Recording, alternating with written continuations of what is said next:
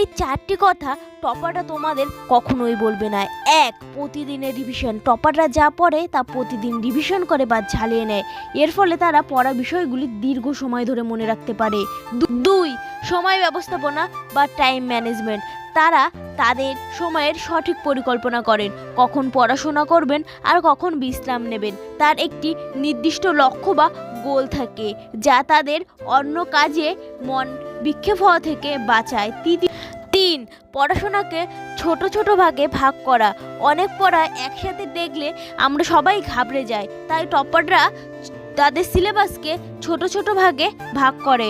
এতে খুব সহজেই বড় সিলেবাস শেষ হওয়ার সম্ভাবনা থাকে। তারপরে চতুর্থত এবং শেষত সেলফ মোটিভেশন।